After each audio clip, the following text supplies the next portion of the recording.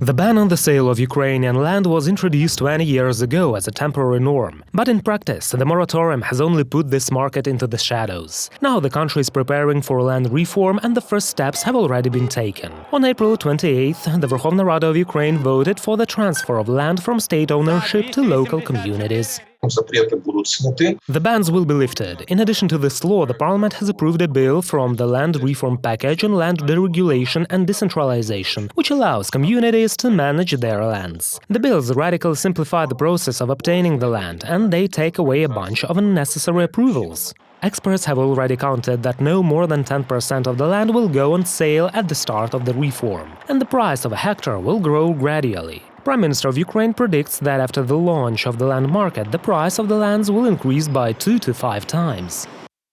Ukrainians will receive the right, not the obligation, to sell their land. And the right provides with an opportunity to decide. The land has risen in price. Given there is no land market, one couldn't even think about selling it at a high market price without any corruption tax imposed by the officials. Starting July the 1st, owners of agricultural plots will have the full right to sell their shares, while farmers will get the right to move from leasing to direct management. And starting January the 1st, 2024, the large Ukrainian companies will be also able to purchase lands, but no more than 10,000 hectares each. The issue of selling land to foreigners will be submitted to all Ukrainian referendum.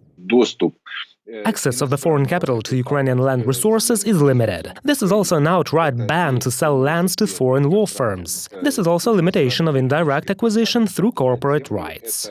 This is only the beginning of the land reform implementation, experts say. The next step is consideration of the law on electronic land tenders. And the State Service for Geodesy, Cartography and Cadastre should complete the inventory of lands and finalize the cadastral map of the country, including a complete list of state-owned, communal and private lands. Reported by Vadim Kramer and Dina Nasonenko, UATV News.